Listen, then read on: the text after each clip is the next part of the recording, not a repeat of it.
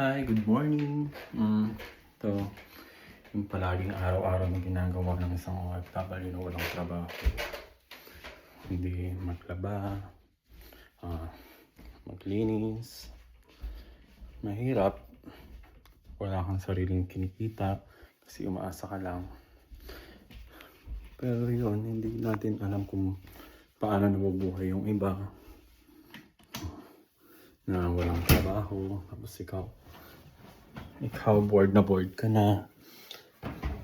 Gusto mong magkatrabaho pero hindi ka pa pwede magtrabaho kasi marami ka pang inaayos at dapat ayusin. Kaya yun. So, yeah, dapat meron tayo palaging impact na pera para ready tayo kapag wala tayong trabaho. Mahirap kapag wala tayong trabaho tapos may mga bills tayong dapat bayaran. Hindi man tayo pwedeng palaging umasa. At dapat wala tayong ibang aasahan kundi sarili lang din naman natin. Kaya dapat alam natin kung paano gumamit ng pera ng tama. Hindi yung kapag may pera tayo, one day millionaire lang tayo. Kaya pag nasa abroad ka, tingin sa'yo ng mga tao sa Pilipinas, akala mo napakayaman mo na. Yeah, dolyares ang kinikita. Pero dolyares din naman ng yung kailangan ipanggastos. So, same lang naman. Medyo lamang lang ng konti, pero yun.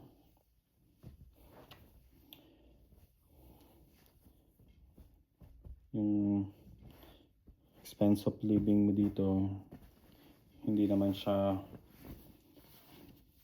tulad ng sa Pilipinas na yung $200 or $300 mo, makakaupa ka na ng bahay. Maganda-ganda na yon. Oh my God, dito wala pa yun sa kalahati or kalingkingan. Mostly, dito sa place ko ngayon, nag-range yung bahay ng 1,500 or 1,500 to 2,000 per month with 2 bedrooms. Oh my God. Dati sa Whistler, oh, grabe. Nandun pa ako sa BC. I pay $700 to $1,000 and then nakatira lang ako sa what you call this one? Sa akala mo hindi ko mapaliwanag. Pero yun, grabe, sobrang mahal ng bahay sa BC or sa British Columbia. Unlike dito ngayon, mura. Pero syempre, maliit lang din yung sahod. So, ganun lang din. So, yun. So, 4 na buwan na akong walang trabaho. Kaya, yan, mahirap. So, maraming gastusin pero ako lang yung walang panggastos. Maraming gastusin pero thankful at may gumagastos para sa akin. Yung asawa ko, syempre. So, yun. Ito yung kapalit ng duty ko. Ako yung tagalinis, tagaluto, tapos siya naman yung taga-trabaho sa ngayon. Pero syempre, hoping tayo for next time na ako naman yung mag-work or magtutulungan naman kami para sa mga magiging panggastos. Yun. Sana one day makatulong man ako. Kaya ito, nagtatry ako maging ganito or mag-live or mag-ano sa YouTube, mag-try para baka sakaling, alam mo yun, makatulong one day.